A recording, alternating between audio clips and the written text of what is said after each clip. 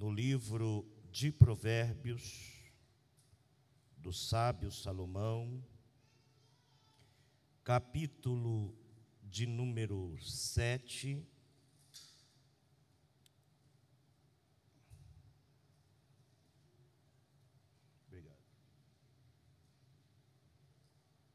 alguns versículos para a nossa meditação.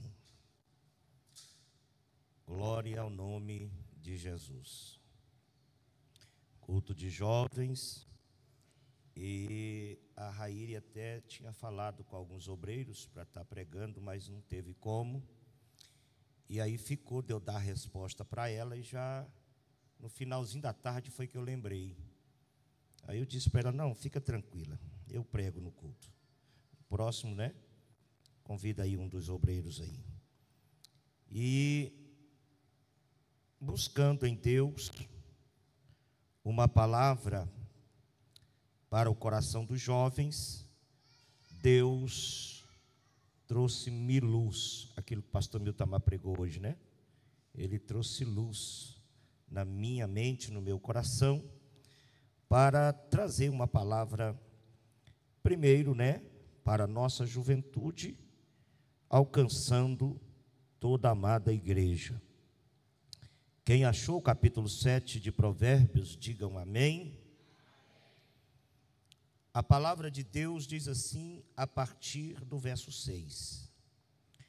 Porque da janela da minha casa, por minhas grades, olhando eu, vi entre os simples, descobri entre os jovens, um jovem falto de juízo, que passava pela rua, junto à esquina, e seguia o caminho da sua casa. No crepúsculo, à tarde do dia, na escuridão e trevas da noite. E eis que uma mulher lhe saiu ao encontro, com enfeites de prostituta e astuto coração. Esta era alvoroçadora e contenciosa, e não parava em casa os seus pés, ora pelas ruas, ora pelas praças, empreitando por todos os cantos. Aproximou-se dele e o beijou, e esforçou o seu rosto, e disse-lhe: sacrifícios pacíficos tenho comigo. Hoje paguei os meus votos. Por isso saí a teu encontro, a buscar-te diligentemente a tua face, e te achei. Já cobri minha cama com cobertas de tapeçaria, com obras lavradas com linho fino do Egito. Já perfumei o meu leito com mirra, aloés e canela. Vem, saciemo-nos de amores até pela manhã, alegramo-nos com amores, porque o marido não está em casa. Olha, irmão, a maldita era casada. Já foi fazer uma jornada ao longe. Um sactel de dinheiro levou na sua mão. Só no dia marcado voltará a casa. Seduziu com a multidão das suas palavras, com as lisonjas dos seus lábios o persuadiu. Verso de número 22. Só os jovens, leia, por favor. 1, 2, 3.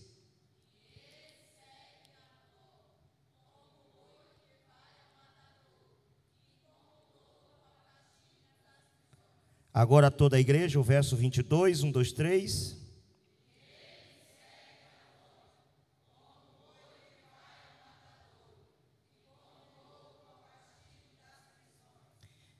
até que a flecha lhe atravessa o fígado, como a ave que se apressa para o laço, e não sabe que ele está ali contra a sua vida. Verso 24. Toda a igreja, 1, 2, 3.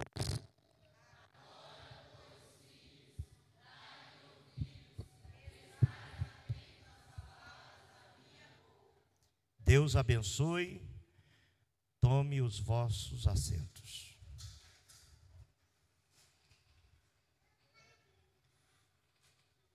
De vez em quando,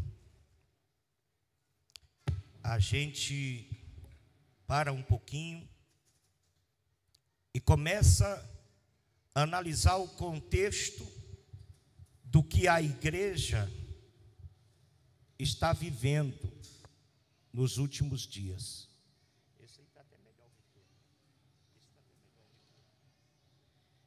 O que a igreja está vivendo nos últimos dias. E é calamitoso ver o estado espiritual em que se encontra alguns jovens. Eu sei da luta e da guerra espiritual que um adolescente, que um jovem enfrenta para servir a Deus. Bem, da verdade que na minha época, os chamativos eram menos do que nos dias de hoje. Na minha época não tínhamos acesso a muitas culturas, não tínhamos acesso a muitas ideologias. O acesso que a gente tinha era daquela comunidade que a gente vivia, cercada, né, pelo espaço, pelas fronteiras. E quando a gente, eu era do interior, que morava no interior, quando eu chegava na cidade grande, aqui, por exemplo, quando eu cheguei em Goiânia, no final do ano de 90, que eu olhava para as pessoas e olhava para mim, eu comecei a me sentir ridículo, porque a vida inteira trabalhando no sol, muitas das vezes sem camisa, fui queimando. Ninguém imagina que eu já fui loiro, né?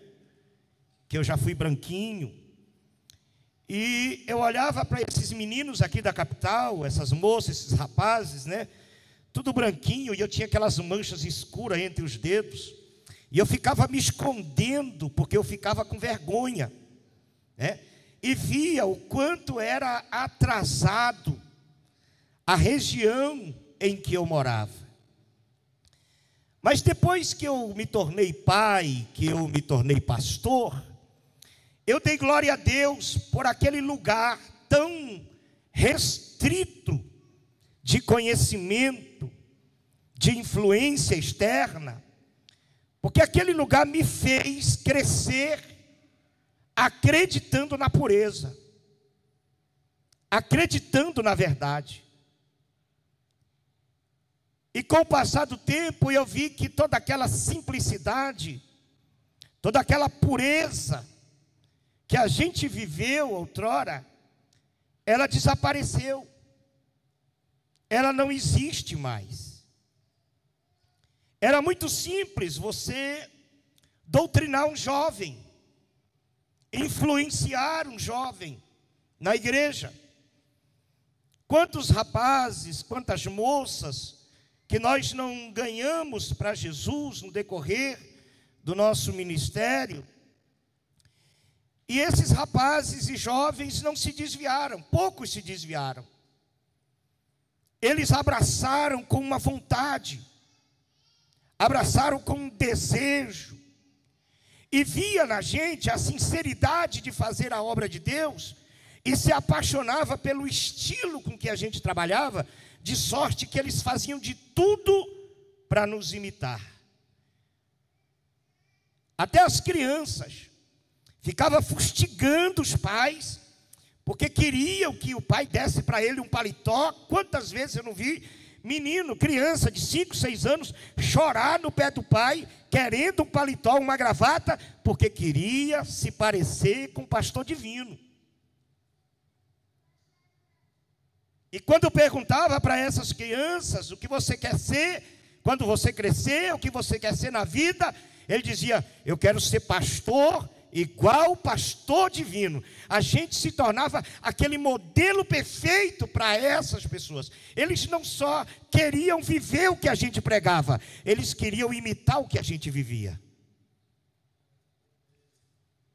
Mas o tempo, com as suas influências, foi tirando essa simplicidade, foi mudando esse aspecto. Criança hoje de 8 anos, 7 anos, se você perguntar coisas relacionadas a sexo, eles sabem responder.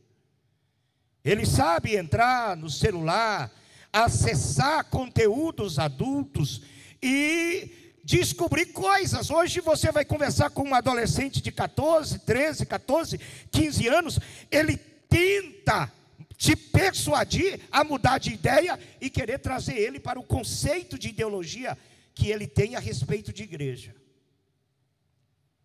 Salomão um dia estava no seu palácio, e as janelas de Salomão tinham grade, está no texto. E Salomão começou a observar na praça os jovens crentes de Israel na praça. Ele faz questão de dizer que os que estavam lá eram simples. À tardezinha, no crepúsculo, no início da noite, ele observou um outro jovem. Enquanto ele diz que os que estavam ali eram simples, ele olhou para outro e disse que era falto de juízo. E aquele falto de juízo chamou a atenção de Salomão, que passou a observá-lo mais minuciosamente. E Salomão viu que, enquanto os outros jovens, quando o crepúsculo já estava se tornando noite, cada um ia para sua casa, mas aquele jovem se destrilhou dos demais. E Salomão viu que se aproximava para aquele lugar uma mulher. E Salomão faz questão de dizer que ela havia colocado e se preparado, se ornamentado com ornamentos de prostituta. Alvoroçada, daquelas que os seus pés não param em casa.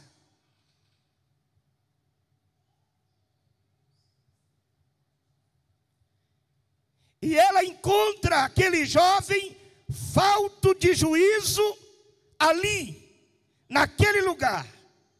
Enquanto os outros já tinham se retirado por causa do perigo da noite, aquele jovem não saiu daquele lugar. E ela chega sorridente e ela diz: eu te encontrei. Porque ela estava à espreita, diz a Bíblia, à procura daquele jovem.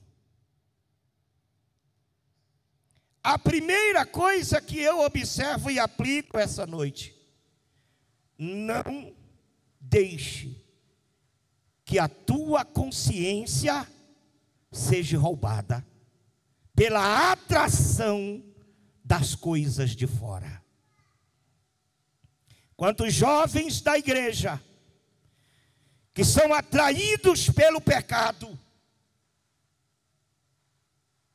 quantos jovens da igreja que são atraídos pelas novidades, e a Bíblia os chama de falto de juízo.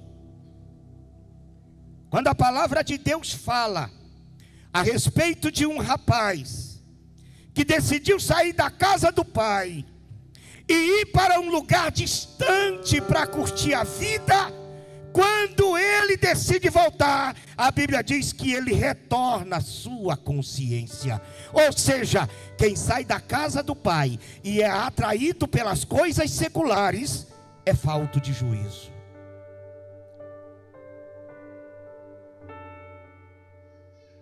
E como eu tenho visto jovens sendo roubados por falta de consciência, porque ainda não entendeu que o projeto que Deus tem na vida deles é grande,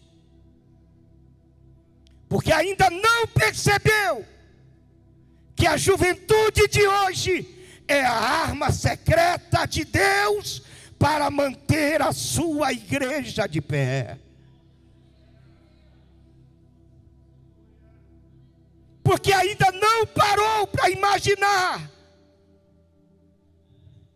que foi Deus que os levantou, que foi Deus que os chamou, e Deus está dizendo que você precisa retomar a sua consciência. Não seja falto de juízo. O que tem no mundo que te atrai tanto, o que tem lá que pode ajudar a tua caminhada de fé, nada do mundo presta. As roupas do mundo não prestam, os ornamentos do mundo não prestam, as festas do mundo não prestam. Irmãos, nada que se iguala às questões mundanas não presta, porque estamos vendo uma frieza na nossa juventude no século 21, porque está faltando juízo na cabeça de muitos jovens.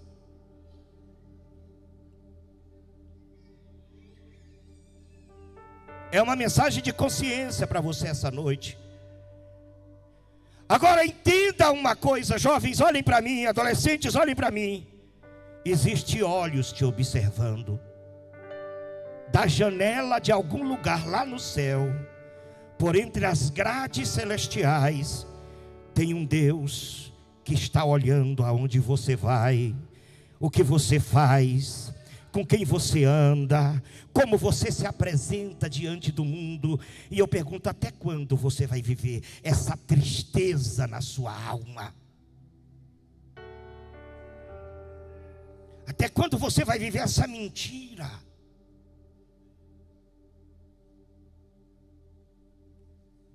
Eu pergunto para a igreja, até quando você vai viver esse engano e não escuta a voz profética que te alerta, que te orienta, que fala contigo aqui essa noite? Até quando você não vai dar um basta nesse negócio? Tem olhos de cima te observando, estão te olhando e está vendo o perigo que você está correndo. E a palavra de Deus é alerta aqui essa noite para essa juventude, para nós que somos obreiros. Cuidado, porque uma arma do diabo está sendo enviada ao teu encontro.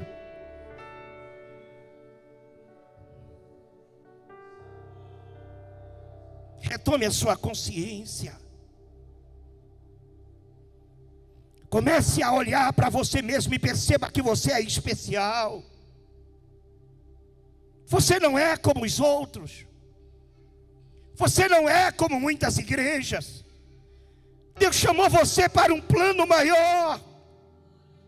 Há uma unção de Deus para ser derramada sobre a vida dessas moças, desses rapazes, desses adolescentes aqui essa noite. Há dons espirituais que estão sendo preparados para Deus te usar, mas está vindo ao teu encontro uma arma do diabo para te derrubar. E essa duplicidade de vida que você leva vai te destruir.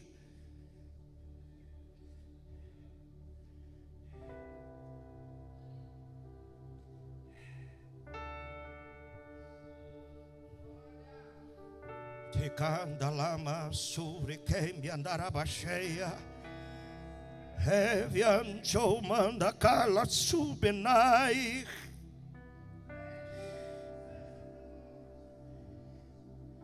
O diabo nunca investe na vida de alguém que não represente para ele um perigo. Sabe por que o diabo tenta vos enganar? Porque ele sabe aonde é que Deus vai te colocar um dia. Ele quer ofuscar esse desejo de Deus na sua vida. Se você ouvir a mensagem essa noite, você vai me dar o privilégio de entrar na igreja que você e seu esposo, filha, vai pastorear. Se você ouvir essa mensagem, jovem, você vai me dar o privilégio de te ver pregando melhor do que eu, ou de qualquer obreiro que está aqui, cheio da unção, e eu vou estar alegrando atrás de ti, intercedendo, e dizer: valeu a pena, porque aquele jovem caiu, mas você se desviará da arma de Satanás. A igreja pode nessa noite orar e interceder para que esses jovens não caiam, em nome de Jesus.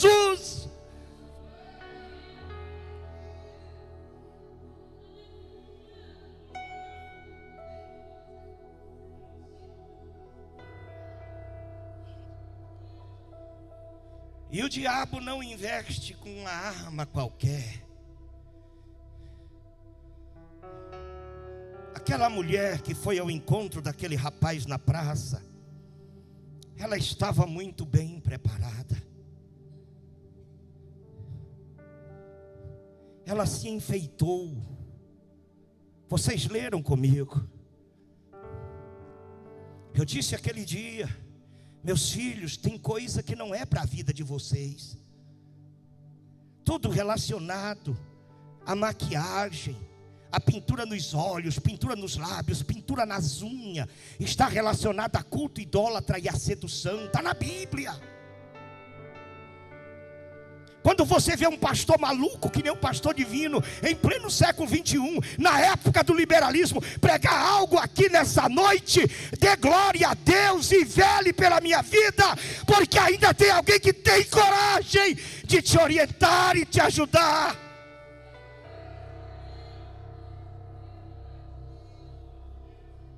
Tem roupa que não serve para vocês.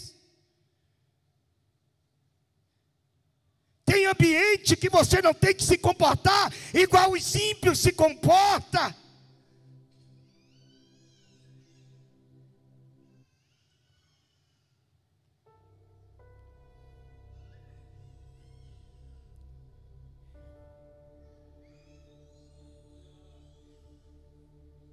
Vocês acham que se dependesse do meu eu, da minha carne, da minha natureza, eu não queria numa tarde de sol quente tirar a camisa, colocar um cuecão é esses calçãozinhos que a meninada usa aí, colocar um cuecão, deitar na rede na minha área e me refrescar do calor? Mas eu não posso, por causa daquilo que eu represento, por causa do propósito com que Deus me chamou.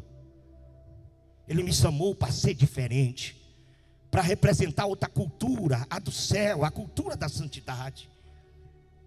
O diabo tem atraído muitos desses jovens que têm perdido o temor de Deus, não sente vergonha de Deus em determinados ambientes, vivendo a semelhança de muitos ímpios.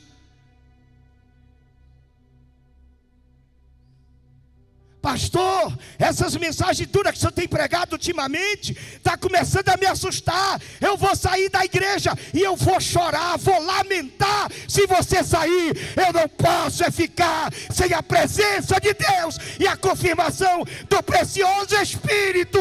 Sem você eu sobrevivo, mas sem Ele eu não sou nada. E se tiver que escolher entre você e a presença de Deus, eu escolho a presença de Deus.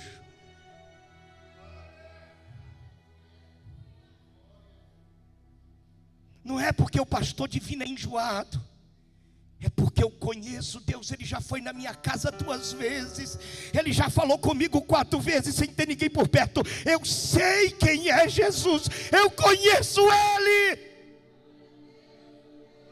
Ele fala comigo, Ele cobra de mim, e quando eu me calo, Ele manda a palavra para me confrontar.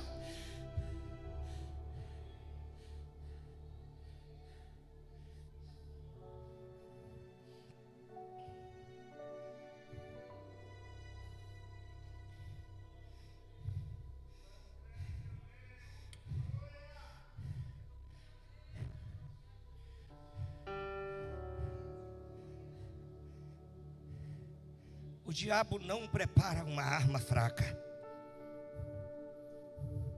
Eu disse que conheço e entendo vocês vivendo, porque eu já fui jovem na igreja.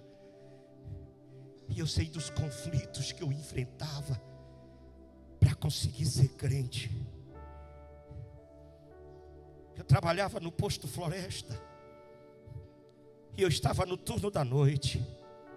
Eu tinha um quarto ali naquele lugar.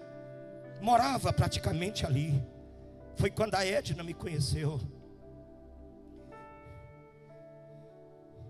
E um camarada lá que era muito amigo, entre aspas, quando eu aceitei Jesus, ele ficou muito contrariado.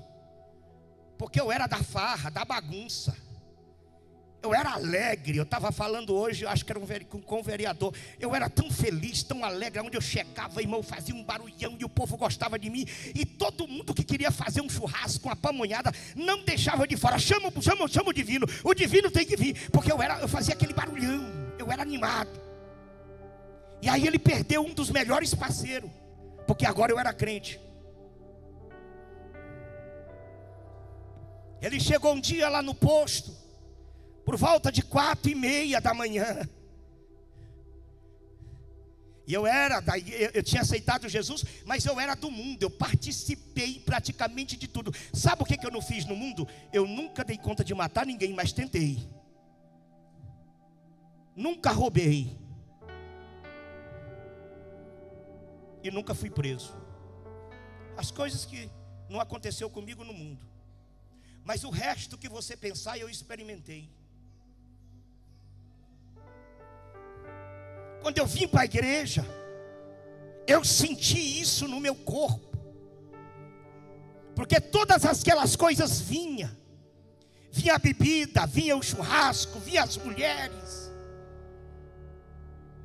E eu entrei numa demanda de oração e jejum para Deus quebrar aquela carne tão maligna que todo dia queria me tirar da presença de Deus. Agora tem uma coisa. No dia que eu aceitei Jesus, tudo que eu sabia que era do mundo, tudo que eu usava, que eu sabia que os crentes não usavam, eu queimei. No mesmo dia, cheguei em casa, fiz um montão e queimei. Tem pessoa que vem para a igreja, mas a roupa mundana ele guarda numa gaveta, guarda os brincos, guarda o batom, guarda não sei o que, guarda tudo numa gaveta e deixa quietinho lá. Como que alguém diz assim: se não der certo com Jesus, eu volto para cá. Ou então diz assim: na igreja, essa gaveta aqui é de Jesus, no mundo, essa aqui é a minha gaveta.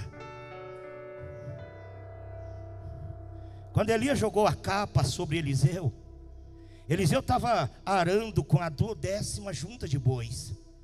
Quando ele jogou a capa e disse: segue-me, Eliseu disse: peraí, deixa eu beijar meu pai, deixa eu beijar minha mãe. Matou o boi, queimou as tralhas, como que dizendo assim: a partir de agora, nada da minha vida velha vai fazer eu voltar. Ele eliminou tudo que podia tirar ele da presença de Deus e se entregou completamente para Jesus. Muitos de vocês têm que se entregar de verdade para Jesus.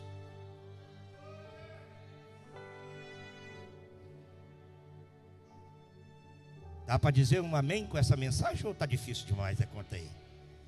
Pastor Divino, tem jovens aqui visitando nós. Pois é, você tem que aprender a verdade. Jesus te ama e quer te tirar desse mundo. Saia dele, nada dele presta, tudo nele é mentira. As armas que existem lá são para a destruição da tua vida.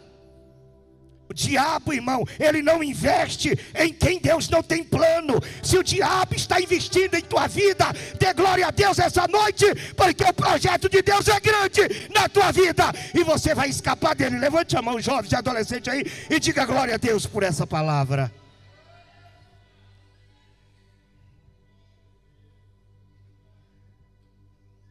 A Bíblia diz, irmã Célia é teóloga, fez uma pergunta para os jovens hoje de conteúdo teológico avançado.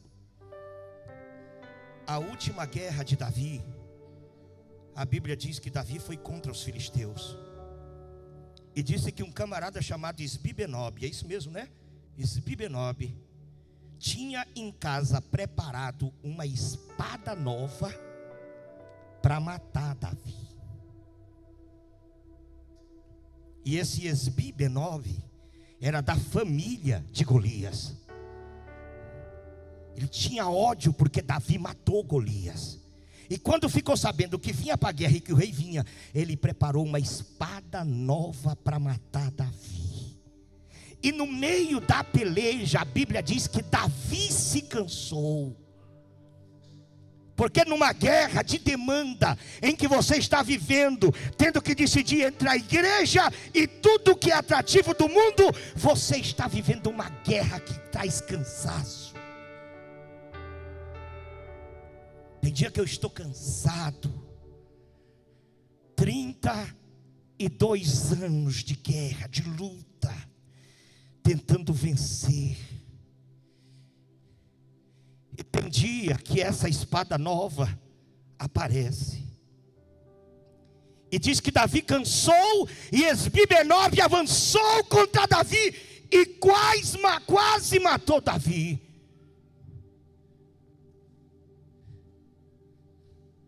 Mas o irmão de Joabe, quando viu que Esbi-Benob com uma espada grande tinha avançado contra Davi, e Davi não estava dando conta, porque estava cansado da guerra,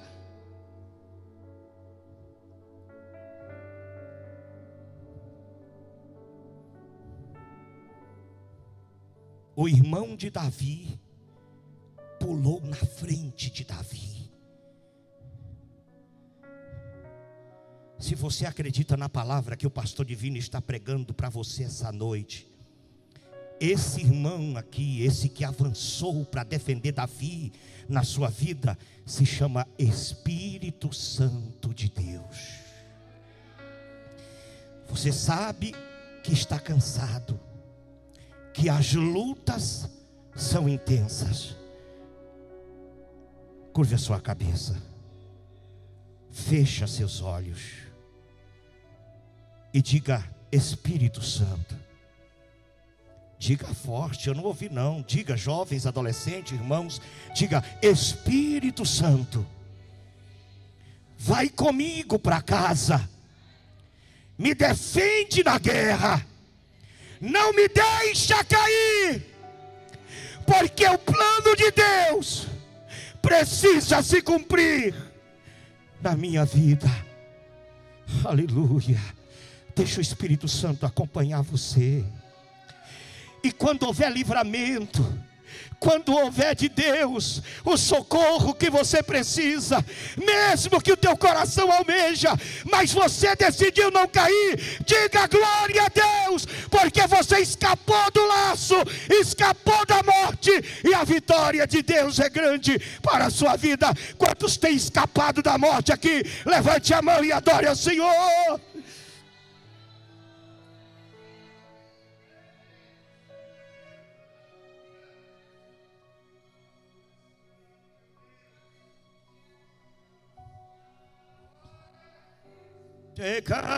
Ramando e calabacheia.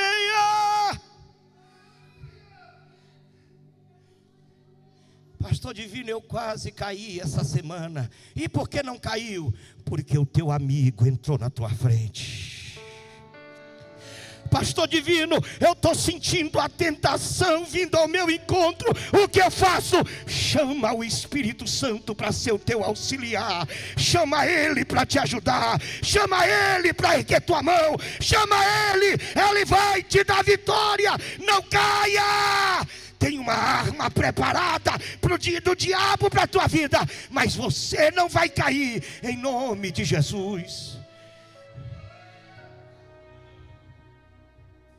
Às vezes você se sente como um boi que está sendo levado para o matadouro.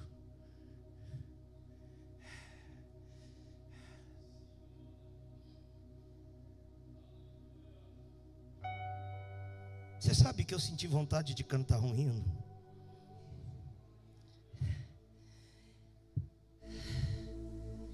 Os meninos aqui tocam demais, mas não sei se vocês vão dar conta de cantar esse hino. Eu vou cantar ele hoje para você pegar ele. Aí você vai tocar para mim na próxima vez, que eu gosto de cantar com vocês cantando. Eu gosto de cantar com vocês tocando. Errei tudo aqui agora, né?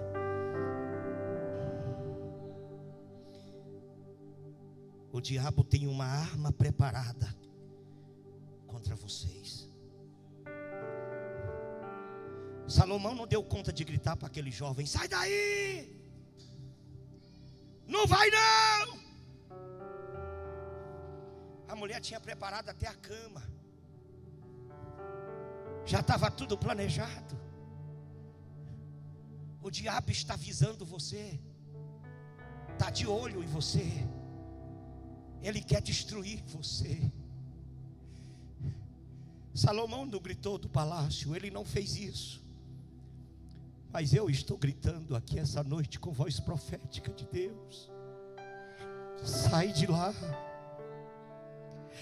volta para casa, não ande no lugar errado e na hora errada. Não deixe ser atraído pelas coisas de fora. O Espírito Santo é melhor, os dons espirituais é melhor, servir a Deus é melhor, ir para o céu é melhor, a glória é melhor. Hoje uma mão divina veio ao teu encontro para te levantar.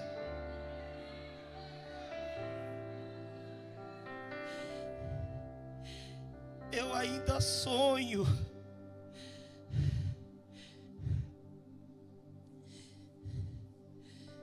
com jovens cheios do Espírito Santo. Eu ainda sonho com jovens profetizando.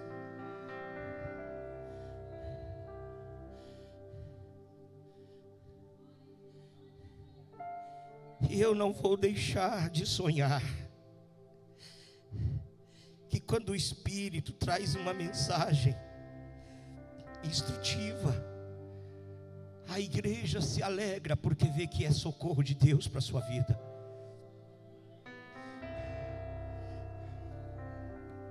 Esse hino, vem cá, pega aqui para mim, por favor.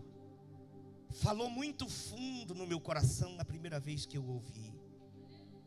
Eu cantei esse hino aqui na vigília, e eu pude ver lágrimas sendo roladas.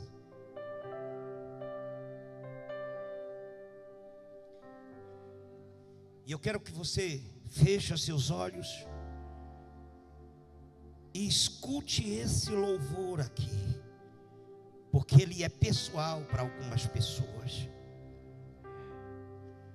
Hoje é o dia que a mão furada pelos cravos estende para não te deixar cair. Aleluia. A mão com cicatrizes quer te ajudar nessa noite. Solta o hino aí.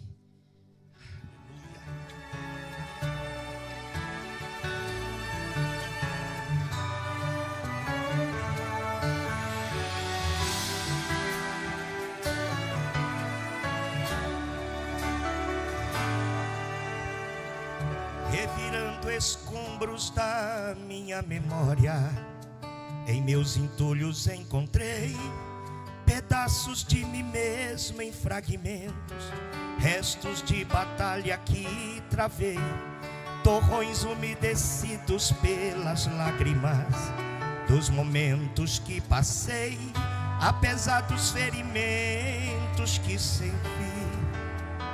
Aqui cheguei, e quando eu caí, a mão com cicatrizes me ajudou. O mestre do universo me abraçou, lutou e derrotou quem me atingiu. Estive no monturo, mas Deus com seu olhar me alcançou. A minha estrutura reforçou, me reconstruiu, me fez saber ganhar, me fez saber perder, me evoluiu e com meus próprios erros erros aprendi a crescer, amadureci e entendi que tudo que eu já vivi foi para me fortalecer.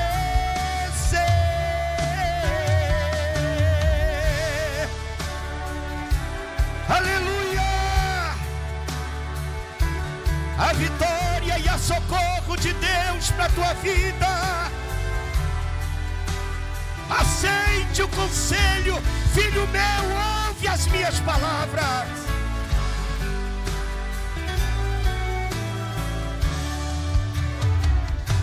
E quando eu caí, a mão com cicatrizes me ajudou. O mestre do universo me abraçou, lutou e derrotou quem me atingiu. Estive no monturo, mas Deus com seu olhar me alcançou. A minha estrutura reforçou, me reconstruiu, me fez saber ganhar, me fez saber perder, me evoluiu e com meus próprios erros aprendi a crescer, amadureci e aprendi que tudo que eu já sofri foi pra me fortalecer,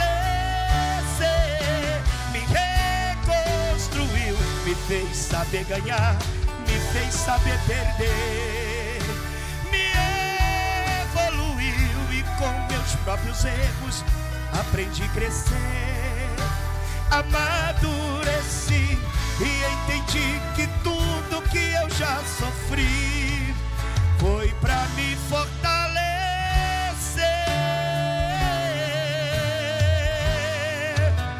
foi pra me fortalecer.